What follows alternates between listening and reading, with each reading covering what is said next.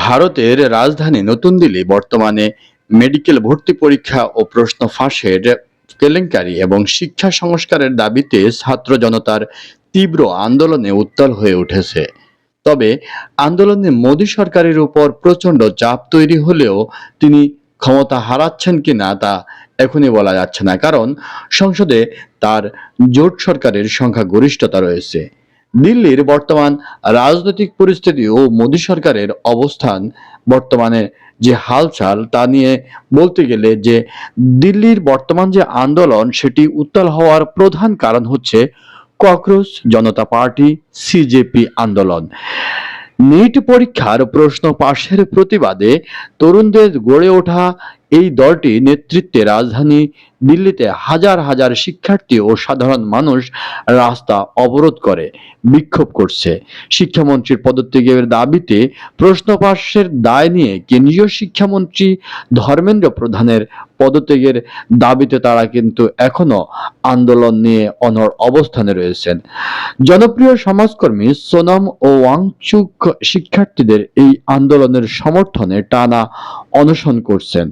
আন্দোলনকারীদের উপর পুলিশের ক্র্যাকডাউন এবং সোনম ওয়াংচুককে জোরপূর্বক হাসপাতাল নিয়ে যাওয়ার ঘটনায় জনমনে তীব্র ক্ষোভ তৈরি হয়েছে।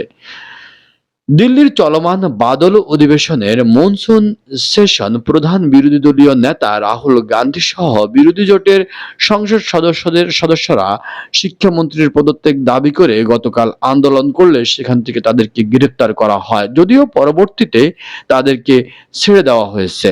এটি মূলত সামাজিক যোগাযোগ মাধ্যমে যেমন ফেসবুক, ইউটিউব এবং আন্দোলনকারীদের স্লোগান হটাও মোদি বাঁচাও দেশ বা মোদির পদত্যাগ থেকে ছড়ানো একটি গুঞ্জন উঠেছে যে যে কোনো ভাবেই মোদিকে হটাতে হবে।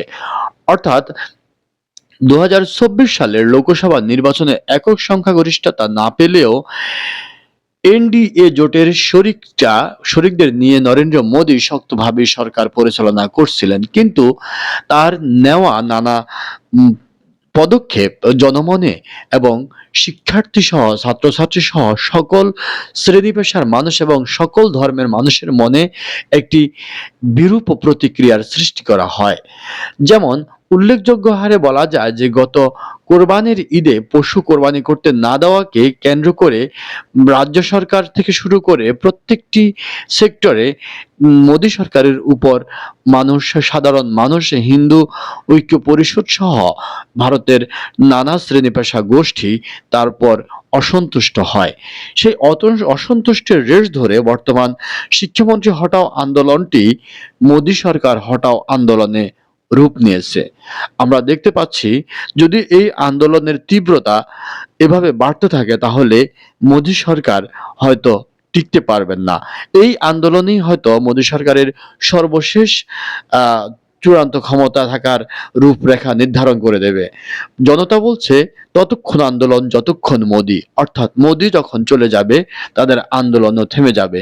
তাহলে কি এবার বাংলাদেশ শ্রীলঙ্কার পর ভারতের পালাতে কি বাধ্য হবে মোদী সরকার? আমরা সেই অপেক্ষায় আছি। দেখা যাক কি হয়, সাথেই থাকুন।